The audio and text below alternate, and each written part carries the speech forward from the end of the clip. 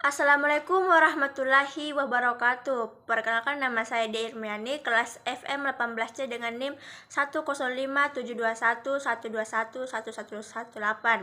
Baiklah, hari ini saya akan membahas analisa fundamental saham BBNI.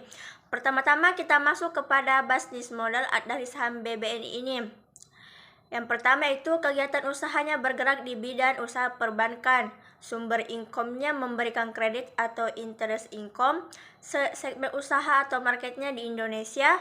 Terkait kasus hukumnya, saya tidak menemukan kasus hukum yang terkait dengan BBNI. Kepemilikan sahamnya dimiliki oleh negara sebanyak 60% dan masyarakat sebanyak 40%. Pertama-tama kita bisa lihat dari segi pendapatannya. 2016 sampai 2019 konsisten mengalami kenaikan dan 2019 dengan 2020 mengalami penurunan sebesar 3,9%. Selanjutnya di net profit, dari segi net profitnya kita bisa lihat dari 2016 sampai 2019 konsisten mengalami kenaikan dan 2019 dengan 2020 mengalami penurunan yang cukup signifikan sebesar 78,6%. Hal ini disebabkan oleh pandemi COVID-19. Selanjutnya dari segi aset, kita bisa lihat dari 2016 sampai 2020 cukup konsisten mengalami kenaikan dan kenaikannya sebesar 5,4%. Dan dari segi hutangnya juga sama, mengalami kenaikan sebesar 8,0%. Dan modal, dari segi modalnya mengalami kenaikan, tetapi di 2019 dan 2020 mengalami penurunan sebesar 9,7%.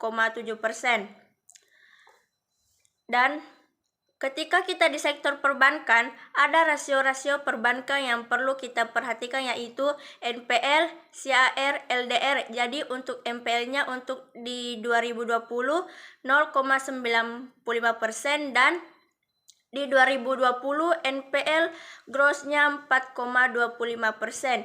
Ini termasuk bagus untuk standar BI karena masih di bawah 5%.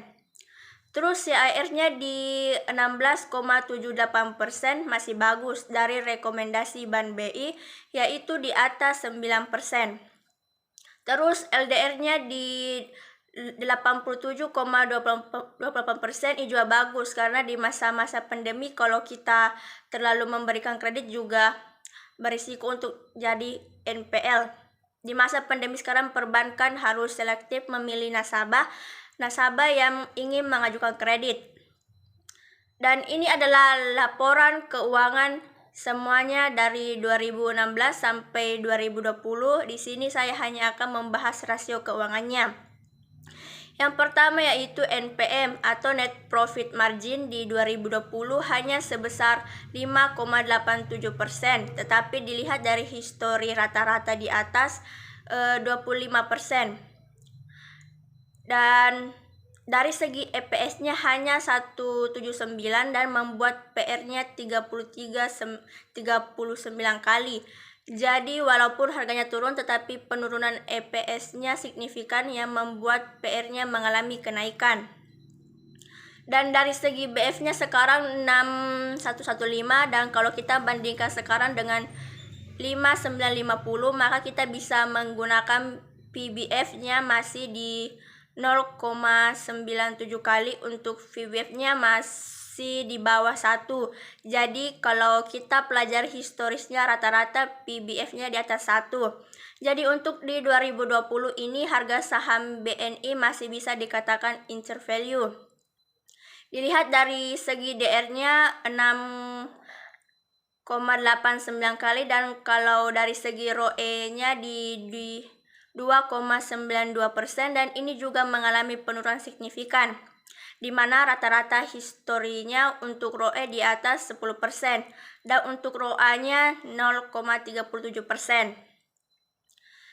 Harga sahamnya di 5950, dan dari analisa fundamental kita bisa menilai intrinsic value BBNI ini sekitar 6.500, jadi masih memiliki margin of safety sebesar 9,24%.